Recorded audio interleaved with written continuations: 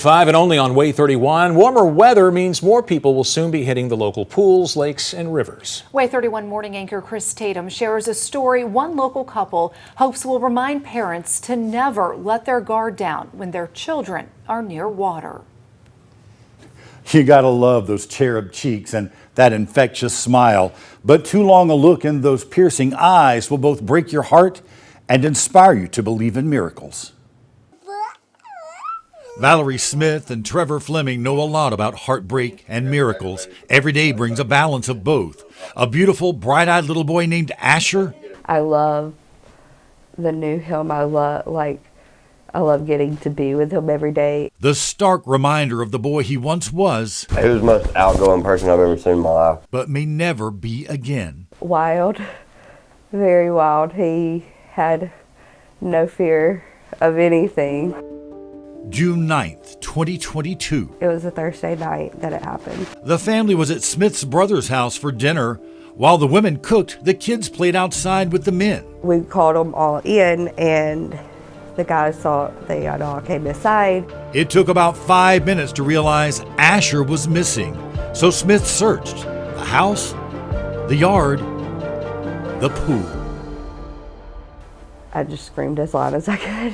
Yeah, she screamed and it felt like I was immediately. Next thing I remember, I was in the water. We started CPR on him. There was no life in him whatsoever. We thought we weren't going to get him back at all because we couldn't get him to breathe. When he coughed up water, I thought that he started breathing again.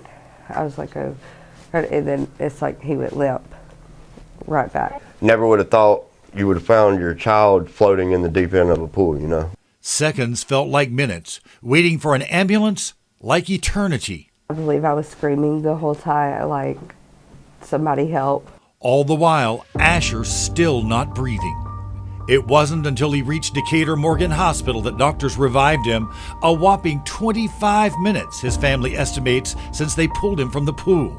He spent the next several weeks at UAB Children's Hospital. His parents won't soon forget the daily touch and go. Waiting, pacing and wondering if their baby boy would make it. Days passed. How did you know he was alive? Well, he responded to pain. That was pretty much it. Fast forward nearly 2 years later, Asher lived, but so long without oxygen, his parents say killed part of his brain. And while Asher's improved way beyond what doctors first thought he would, he can speak a few words now and is making progress toward crawling. It's hard. This nearly 4-year-old is far from the fearless fellow he was at 2. He's in therapy, and his mom and dad celebrate every minuscule milestone. But you can bet Asher has taught them not to dwell on the heartbreak. All it takes is a split second. And to never take miracles for granted.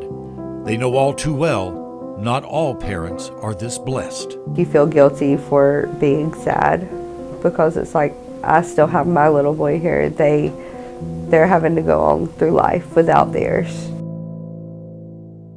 And if there's one thing Asher's mom and dad want to say to every parent across North Alabama right now, it's this: get your kids signed up for swim lessons as soon as they're old enough.